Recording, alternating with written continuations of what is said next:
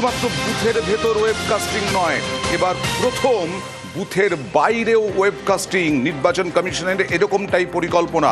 সরাসরি চলে যাব আরও একবার সোমরাজের কাছে। সোমরাজ, কেন এইরকম পরিকল্পনা? কটা করে ক্যামেরা থাকবে বুথের বাইরে এবার?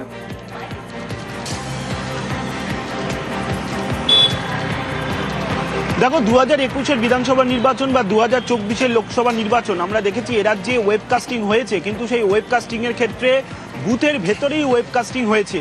এবারেই প্রথম রাজ্যে বুথের বাইরেও ওয়েবকাস্টিং হচ্ছে, অর্থাৎ বুথের ভেতরে যেমন ক্যামেরা লাগানো হবে তেমনি বুথের বাইরেও ক্যামেরা লাগানো থাকবে। এক একটি বুথে 2টি করে ক্যামেরা লাগানো হবে। তার কারণ বুথের বাইরেও যাতে কোনো গন্ডগোল বা অশান্তি না হয় সেটাও নির্বাচন কমিশন নজরদারি করতে চাইছে ভোট চলাকালীন সময়। আর সেই কারণেই বুথের ভেতরে এবং বুথের বাইরে 2টি করে ক্যামেরা লাগানো থাকবে, অর্থাৎ মোট 2টি ক্যামেরা একটি বুথের জন্য থাকবে। এক্ষেত্রে স্পর্শকাতর বুথগুলির জন্য নির্বাচন কমিশন আরও পরিকল্পনা নিয়েছে। নির্বাচন কমিশন সিদ্ধান্ত নিয়েছে যে স্পর্শকাতর বুথগুলিতে 3টি ক্যামেরা লাগানো থাকবে। একটি ক্যামেরা যেমন বুথের বাইরে থাকছে তেমনি 2টি ক্যামেরা বুথের ভেতরে থাকবে।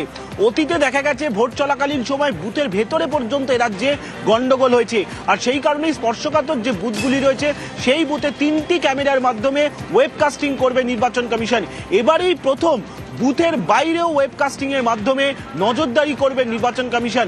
এবং কমিশনের আধিকারিকরা জানাচ্ছেন বুথের বাইরে এমন জায়গায় ক্যামেরা লাগানো থাকবে যাতে বুথের সামনে, বুথের ডান দিক, বুথের বাঁ দিকেও নজরদারি রাখা যায় নির্বাচন কমিশনের তরফে। ওকে,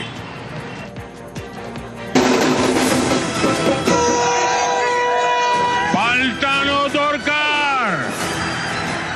बंगाल में महाजंगल राज लाने वालों का काउंटडाउन शुरू हो चुका है।